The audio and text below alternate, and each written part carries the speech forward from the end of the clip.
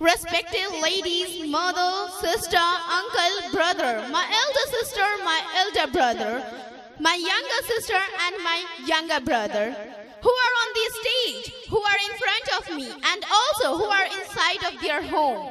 Assalamu alaikum rahmatullahi wa barakatuh. कुछ कहने या सुनने से पहले मैं चाहूंगी कि एक बार हम सभी कोई मिलकर दुआ के लिए हाथ उठाएं। खुदा बे हुर्मते अरवाहे अंबिया मददे, बड़ाए पंजतने पाक चार यार नबी, बाबरकते हमा अरवाहे औलिया मददे, बकार खैश हैरानम अगिस्नी या रसूल अल्लाह, परेशानम अगिस्नी या रसूल अल्लाह, क़िबला रुए तो या रसूल, कअबा कुए तो या रसूल, दर्द मंदम मुस्तमंदम बेकरारम या रसूल, अज़गेरा बार हिसिया शर्म शारम या रसूल, बहक़ ला इलाहा इल्लल्लाह मुहम्मदुर रसूलुल्लाह सल्लल्लाहु अलैहि वसल्लम बिरहमतिका या अरहमर राहिमीन।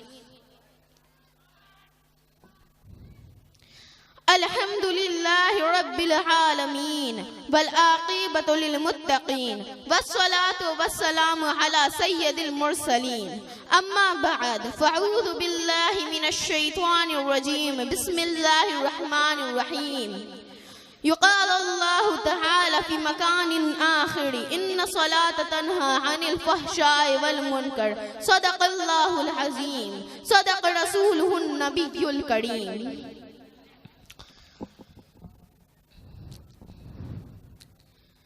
उर्स सरकारे महसी व जश्न दस्तारे हुफ़ाज़ किराम में दूरों दराज से तशरीफ लाए हुए आप तमाम ज़ायरीन का मैं तहे दिल से इस्तक़बाल करती हूँ और अल्लाह रब्बुल इज़्ज़त की बारगाह में दुआ गो हूँ कि आप सबके मक़ासिद हसना को अल्लाह ताला हुज़ूर सरकारे महसी के तुफ़ैल पाए तकमील तक पहुँचाए। नीज़ मैं शुक्रगुजार हूँ अपने उन तमाम असातिज़ा की जिन्होंने अपनी अनथक मेहनतों के ज़रिए मुझे इस काबिल बनाया कि मैं आपके सामने माफ़ी ज़मीर को अदा कर सकूँ। So let's listen and speak दरूद शरीफ with love and discipline। आइए हम और आप मिलकर अक़ीदत व मोहब्बत के साथ दरूद शरीफ पढ़ें। अल्लाहुम्मा सल्ली अला सय्यिदिना मुहम्मद व अला आलि सय्यिदिना मुहम्मद व अस्हाबिहि व बारिक वसल्लम।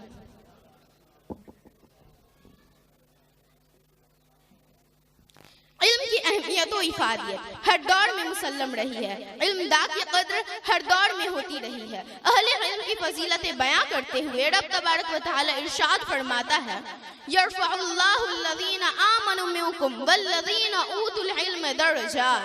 May Allah raise those who have believed in you and those who have taught knowledge of degrees। अल्लाह तुम्हारे ईमान वालों के और उनको जिन्हें इल्म दिया गया दर्जों बुलंद फरमाएगा। कंज़ुल ईमान which is written by आला हज़रत। इल्म का लुग़वी माना है दाश्तन यानी जानना, लेकिन दीनो शरीयत में इल्म से ये मुराद है कि जिससे अल्लाह ताला की ज़ात व सिफ़ात को जाना जाए। मुसलमान अहले इल्म की ये तारीफ करते हैं कि इल्म एक नूर है, जैसे इंसान के आँख की बीनाई। सोचिए अगर किसी इंसान के पास आंखें तो हो पर उन आंखों में रोशनी ना हो तो वह आंखें कैसे बेकार और नाकामयाब साबित होती है उस इंसान के लिए। उसी तरह इंसान तो हो पर उसके पास इल्म ना हो तो वह इंसान भी बेकार और नाकामयाब साबित होता है। इल्म के बगैर एक इंसान खाली जंगल की तरह होता है, जैसे जंगल में सिर्फ कांटे ही कांटे होते हैं, फूल नहीं खिलते। उसी तरह इल्म के बगैर एक इंसान अपनी जिंदगी में कुछ हासिल नहीं कर पाता। इल्म के बगैर एक इंसान मोबाइल के खराब सिम की तरह होता है, जैसे मोबाइल का सिम खराब हो जाता है तो उसे निकाल कर फेंक देते हैं। उसी तरह अगर इंसान के पास इल्म ना हो तो उसे समाज के बाहर निकाल कर फेंक दिया जाता है। इल्म के बगैर एक इंसान जिंदा लाश के बराबर होता है। इल्म वाले लोग अपने नूर से दुनिया को तो रोशन करते ही हैं, साथ में दुनिया को देखने का एक नया नजरिया भी पेश करते हैं। इमाम मालिक रहमतुल्लाहि तआला अलैहि urged that education is a type of light which endures in a human's heart and it invites for an action। इमाम मालिक रहमतुल्लाहि तआला अलैहि फरमाते हैं कि इल्म एक روشنی ہے کہ یہ روشنی کسی انسان کے دل کے اندر آ جائے تو یہ روشنی عمل کو دعوت دیتی ہے، اور عمل کر لیتا ہے تو یہ روشنی بڑھتی ہے، اور چھوڑ دیتا ہے تو یہ روشنی ختم ہو جاتی ہے۔ یعنی اس روشنی کی یہ علامت ہے کہ کسی انسان کے دل کے اندر اس روشنی کی نورانیت آ جائے تو وہ انسان ہمیشہ عمل کوشاں رہتا ہے۔ Mullah Ali Qari rahmatullah ta'ala alayhi writes that education is a type of light in Mu'min's heart. Mullah Ali Qari rahmatullah ta'ala alayhi لکھتے ہیں کہ علم ایک نور ہے مومن کے دل میں جو قانون چراغ کے ثبوت سے مستفاد ہوتا ہے۔ یہ ہمارے نبی کریم صلی اللہ علیہ وسلم کے اقوال و افعال اور احوال کے ادراک کا نام ہے، جس سے اللہ تعالیٰ کی ذات و صفات کی ہدایت حاصل ہو۔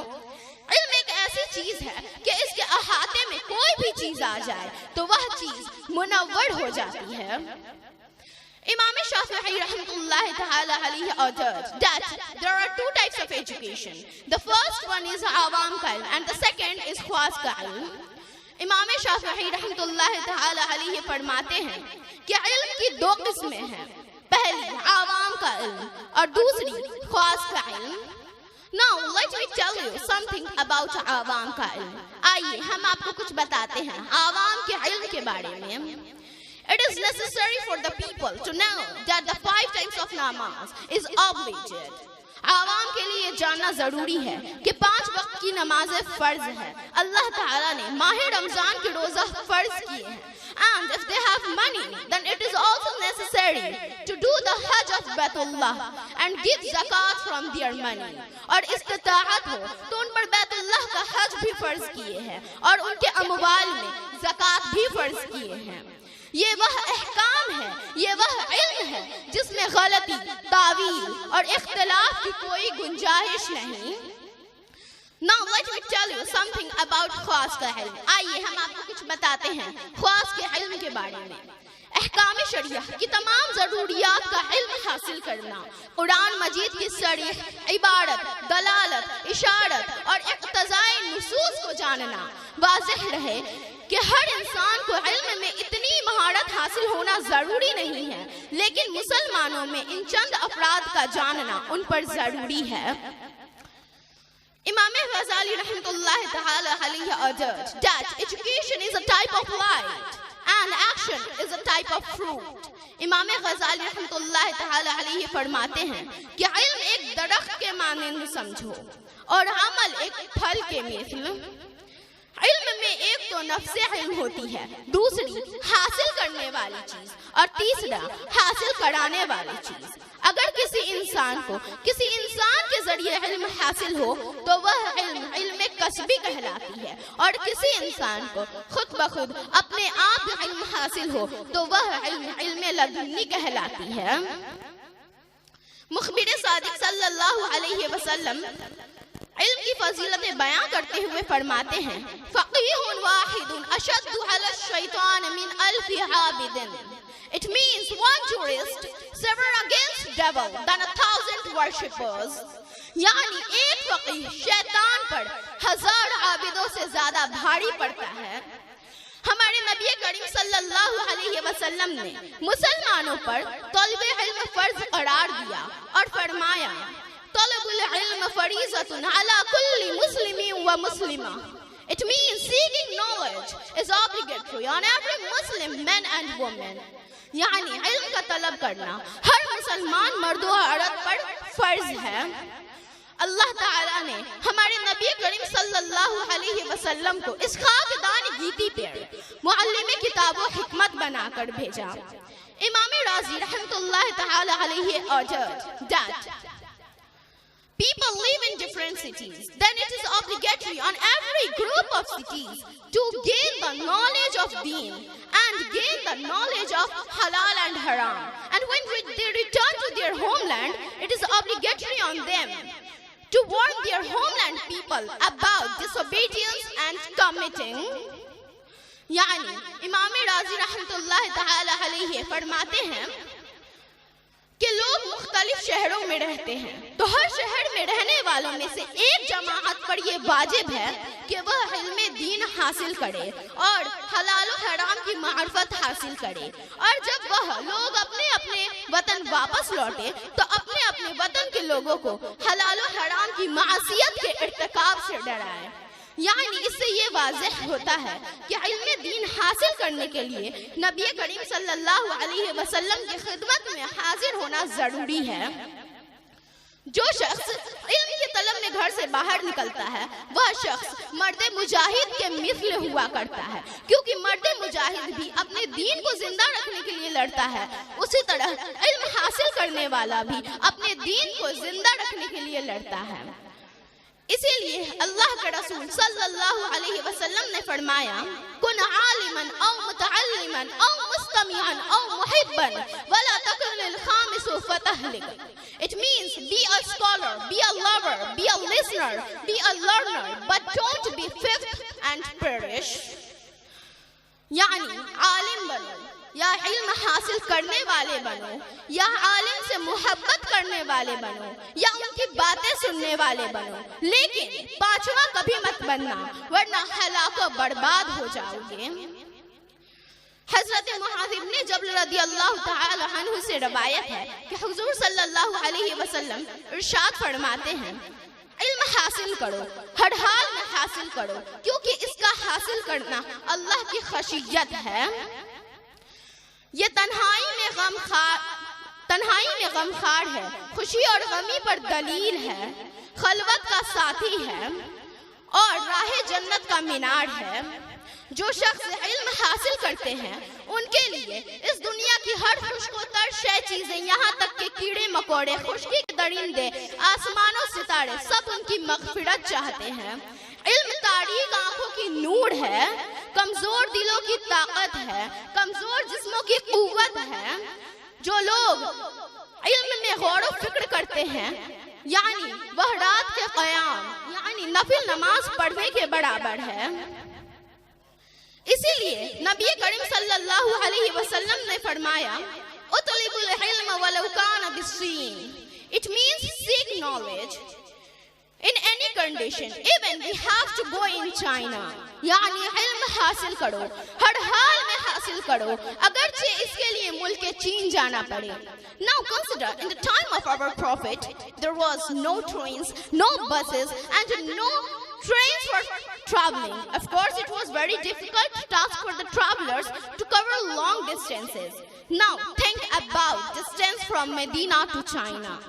یعنی آپ ہی غور و فکر کیجئے کہ ہمارے نبی کے زمانہ ظاہری میں نہ کوئی ٹرین تھی، نہ کوئی بس تھی اور نہ ہی کوئی پلینز، تو ظاہر سی بات ہے اس وقت میں مسافروں کے لیے لمبا سفر طے کرنا ایک بہت ہی مشکل کام ہوا کرتا تھا۔ اب آپ ہی غور و فکر کیجئے کہ مدینہ الرسول سے ملک چین کی مسافت کتنی دور ہے۔ In order to acquire knowledge, our prophet urged that we have to seek knowledge in any condition, even we have to face millions of problems between them. But we have to never leave education and always attach with education. یعنی اس سے یہ معلوم ہوتا ہے کہ ہمارے نبی کریم صلی اللہ علیہ وسلم نے فرمایا کہ علم حاصل کرنے کے بیچ چاہے لاکھوں پریشانی درپیش ہی کیوں نہ آئے، لیکن علم کا دامن کبھی نہیں چھوڑنا چاہیے اور ہمیشہ علم سے جڑے رہنا چاہیے۔ رسول اللہ صلی اللہ علیہ وسلم فرماتے ہیں اطلب العلم من المہد الى اللحد. It means seek knowledge from cradle to grave. یعنی علم حاصل کرو ماں کی گود سے لے کر قبر کی آغوش تک، یعنی علم حاصل کرو ماں کی گود سے لے کر قبر میں داخل ہونے تک۔ ہمارے نبی کریم صلی اللہ علیہ وسلم نے زندگی بھر علم حاصل کرنے کی ترغیب دی، یعنی زندگی بھر علم حاصل کرنے کی صلاح دی۔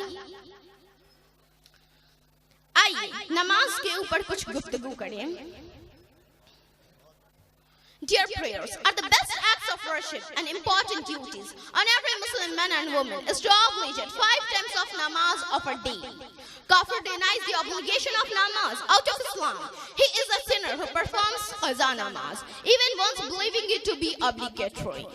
یعنی عزیزان گرامی، نماز افضل العبادات اور اہم الفرائض ہے۔ ہر عاقل و بالغ مسلمان مرد و عورت پر دن بھر میں 5 وقت کی نماز فرض ہے۔ نماز پنجگانہ کی فرضیت کا منکر کافر ہے، خارج از اسلام ہے۔ فرضیت کا اعتقاد رکھتے ہوئے ایک وقت کی بھی قضا نماز پڑھنے والا فاسق ہے۔ That is why in the Quran and Hadith, the prayers were repeatedly emphasized and the worshippers were given glad tidings of paradise and a great reward, and the persons who are non-worshippers were promised to hell and a painful torment. اسی لیے قرآن و حدیث میں نماز کی جا بجا تاکید کی گئی ہے۔ نمازیوں کو جنت اور اجر عظیم کی بشارت سنائی گئی، ساتھ ہی ترک نماز سے سختی سے روکا گیا اور بے نمازیوں کو جہنم اور دردناک سزا کی وعید سنائی گئی۔ In today's talk, we will try to explain to you some of the virtues and important characteristics of namaz that will make the importance of namaz clear. And inshallah al-Aziz, our hearts will fill with the love of namaz and hatred arose from the tark namaz. آج کی گفتگو میں ہم نماز کی کچھ خصوصیات بیان کریں گے جس سے نماز کی اہمیت واضح ہوگی، اور انشاءاللہ العزیز ہمارے دلوں میں نماز سے محبت اور ترک نماز سے نفرت پیدا ہوگی۔ So let's listen to the some features. آئیے نماز کی کچھ خصوصیت سنیں۔ The first feature of namaz, namaz کی پہلی خصوصیت. The namaz is frequently mentioned in the Holy Quran, simultaneously more than 30 places. The word salat is mentioned more than 65 places, and the prayers were ordered more than 25 places with the word amr and related prayers. Sometimes it is ordered from the noun verb, sometimes it is ordered from the source, sometimes it is ordered from the verb past, and sometimes it is ordered from the verb past participle. یعنی قرآن پاک میں نماز کا کثرت سے ذکر کیا گیا ہے۔ 30 سے زائد مقامات پر نماز اور روزے کا ایک ساتھ ذکر کیا گیا۔ 65 سے زائد مقامات پر لفظ صلاۃ وارد ہوا۔ 25 سے زائد مقامات پر متعلقات نماز، ترک نماز اور نماز کا ذکر کیا گیا۔ کبھی فعل ماضی سے نماز کا ذکر کیا گیا، کبھی فعل مضارع سے نماز کا ذکر کیا گیا، کبھی فعل ماضی سے ذکر کیا گیا، کبھی اسم فاعل سے ذکر کیا گیا اور کبھی مصدر سے نماز کا ذکر کیا گیا۔ Mentioning through the verb from past, he said in verse number 29 of Surah Al-Fatir is that. فعل ماضی سے نماز کا ذکر کرتے ہوئے سورۃ الفاتر کی آیت نمبر 29 میں فرمایا ان الذین یتلون کتاب اللہ واقاموا الصلاۃ وانفقوا مما رزقناہم سرا وعلانیۃ یرجون تجارۃ لا تبور.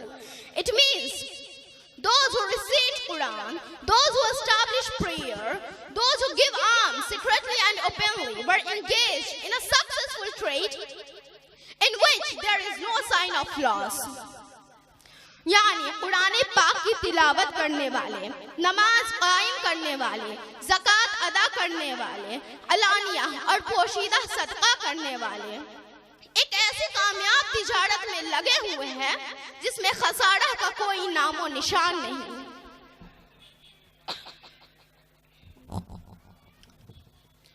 Mentioning through the verb from past participle, he said in verse number 3 and 4 of Surah Al-Baqarah is that. فعل مضارع سے نماز کا ذکر کرتے ہوئے سورۃ البقرہ کی آیت نمبر 3 اور 4 میں فرمایا ھدی للمتقین الذین یؤمنون بالغیب ویقیمون الصلاۃ ومما رزقناہم ينفقون. It means the Quran is the guide for those who are pious, those who believe in sin, establish prayer, pay zakat, and spend their out of the wealth in the way of Allah Ta'ala. یعنی قرآن ہدایت ہے تقوی شعار بندوں کے لیے۔ تقوی شعار بندے وہ ہے جو غیب پر ایمان رکھتے ہیں، نماز قائم کرتے ہیں اور اللہ کی دی ہوئی روزی کو اسی کی راہ میں خرچ کرتے ہیں۔ Mentioning through the noun verb, he said in verse number 34 and 35 of Surah Al-Hajj is that. اس میں فعال سے نماز کا ذکر کرتے ہوئے سورۃ الحج کی آیت نمبر 34 اور 35 میں فرمایا وَبَشِّرِ الْمُخْبِتِينَ الَّذِينَ إِذَا ذُكِرَ اللَّهُ وَجِلَتْ قُلُوبُهُمْ وَالصَّابِرِينَ عَلَى مَا أَصَابَهُمْ وَالْمُقِيمِ الصَّلَاةَ وَمِمَّا رَزَقْنَاهُمْ يُنْفِقُونَ. It means give glad tidings to the humble servants that their hearts begin to tremble at the remembrance of Allah Ta'ala, who are patient in the face of adversity, establish prayer, pay zakat, and spend their out of the wealth in the way of Allah Ta'ala. یعنی تواضع کرنے والے خوشخبری سنا دو ان بندوں کو جن کے دل ذکر الہی کے وقت کانپنے لگتے ہیں، جو درپیش مصیبتوں پر صبر سے کام لیتے ہیں، نماز قائم کرتے ہیں، زکوٰۃ ادا کرتے ہیں اور اللہ کی دی ہوئی روزی کو اسی کی راہ میں خرچ کرتے ہیں.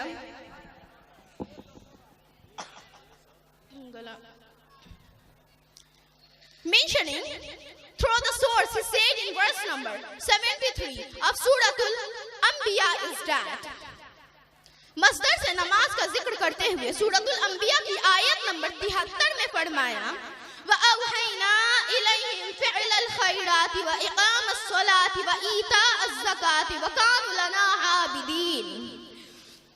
It means he reveals to us the prophets to establish prayer and pay zakat. ہم نے انبیاء کی جانب نماز قائم کرنے اور زکات ادا کرنے کی وحی بھیجی. In the same way, sometimes he urged namaz by addressing the whole congregation of Muslims. Sometimes he urged namaz by addressing an individual. Sometimes he urged namaz by addressing a woman. Sometimes he urged namaz by addressing the whole congregation of women. Urged that everybody should perform namaz on time and understanding the importance of namaz. اسی طرح کبھی ایک فرد کو مخاطب کر کے نماز کا حکم دیا گیا، کبھی جماعت مسلمی کو مخاطب کر کے نماز کا حکم دیا گیا، کبھی ایک عورت کو مخاطب کر کے نماز کا حکم دیا گیا، کبھی جماعت نسواں کو مخاطب کر کے نماز کا حکم دیا گیا. حکم دیا گیا کہ ہر فرد نماز کو سمجھتے ہوئے اس کی اوقات میں ادا کی جائے. By addressing Prophet Musa alayhi salam, he said in verse number 14 of Surah Al-Taha is that حضرت موسیٰ علیہ السلام کو مخاطب کر کے نماز کا حکم دیتے ہوئے سورۃ الطٰہا کی آیت نمبر 14 میں فرمایا اننی انا اللہ لا الہ الا انا فاعبدنی واقیم الصلاۃ لذکری. It means that is I am, there is no one but me, so worship me and establish prayer in the remembrance of me. یعنی میں ہی اللہ ہوں، میرے سوا کوئی معبود نہیں، لہٰذا میری بندگی کرو اور میرے یاد میں نماز قائم کرو. یہاں ایک فرد کو مخاطب کر کے نماز کا حکم دیا گیا. By mentioning the whole men's and even all the human being to pray in verse number 56 of Surah An-Nur is that Surah An-Nur کی آیت نمبر 56 میں سارے مردوں کو بلکہ سارے مسلمانوں کو نماز کا حکم دیتے ہوئے فرمایا وَأَقِيمُوا الصَّلَاةَ وَآتُوا الزَّكَاةَ وَأَطِيعُوا الرَّسُولَ لَعَلَّكُمْ تُرْحَمُونَ. It means establish prayer, pay zakat and obey your messenger in the hope that you will be shown mercy. یعنی نماز قائم کرو، زکات ادا کرو اور اپنے رسول کی اطاعت کرو اس امید میں کہ تم پر رحم کی جائے. The second feature of namaz, نماز کی دوسری خصوصیت، نماز کو متعدد ناموں سے یاد کیا گیا ہے. کبھی لفظ ذکر سے تعبیر کیا گیا، کبھی لفظ قیام سے تعبیر کیا گیا، کبھی لفظ قنوت سے تعبیر کیا گیا، کبھی لفظ رکوع سے تعبیر کیا گیا، کبھی لفظ سجود سے تعبیر کیا گیا اور کبھی لفظ قرآن سے تعبیر کیا گیا. لفظ ذکر سے نماز کی تعبیر کرتے ہوئے سورۃ الجمعہ کی آیت نمبر 9 میں فرمایا یا ایھا الذین آمنوا اذا نودی للصلاۃ من یوم الجمعۃ فاسعوا الی ذکر اللہ وذروا البیع. It means, oh, you who believe, when the Jumu'ah azan is over, run for zikr, means prayer, and give up your business. Yani, اے محبوب جب جمعہ کی اذان ہو تو ذکر یعنی نماز کے لیے دوڑو اور اپنے کاروبار کو ترک کرو۔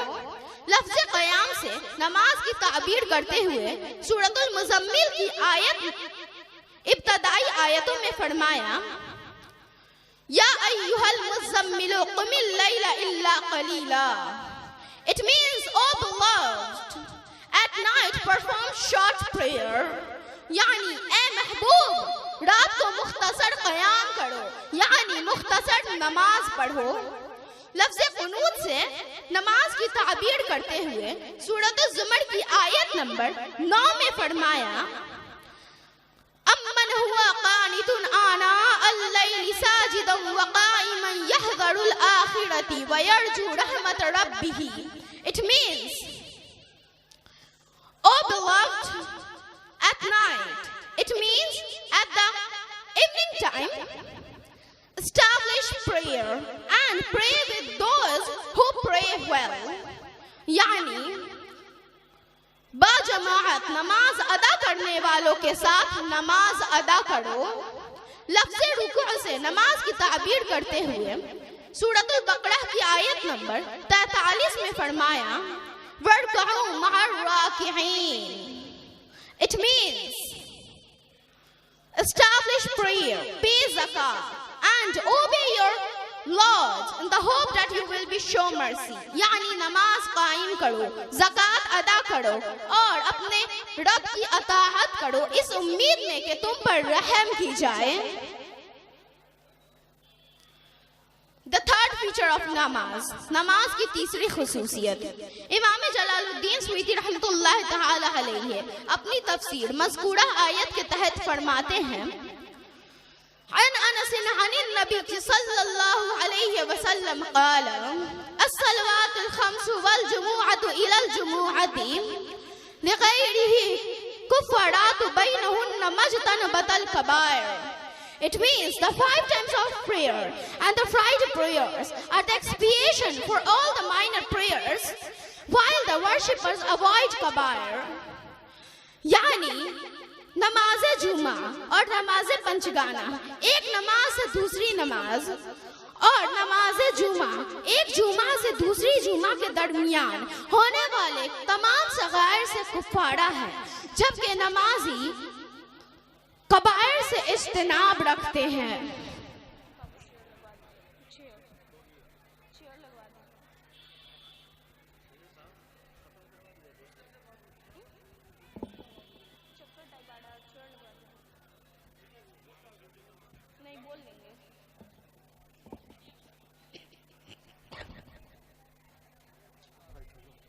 رحمت اللہ تعالی علیہ سے روایت ہے کہ ایک دفعہ 2 اہل دل حضرت شبلی رحمت اللہ تعالی علیہ سے ملنے جا رہے تھے، تو ان میں سے ایک اہل دل نے فرمایا کہ میں نے ابھی 2 بلیوں کو باتیں کرتے ہوئے سنا ہے کہ کل رات کو ہی حضرت شبلی رحمت اللہ تعالی علیہ وفات پا گئے ہیں۔ تو دوسرے نے بڑے افسوس کے ساتھ کہا کہ اب اتنی مشکلوں کا سامنا کرتے ہوئے یہاں تک آئے ہیں تو کیوں نہ ان کے جنازے میں ہی شامل ہو جائیں۔ تو وہ دونوں وہاں ان کے جنازے میں شامل ہونے کے لیے پہنچتے ہیں تو دیکھتے ہیں کہ شبلی رحمت اللہ تعالی علیہ بیٹھے ہیں۔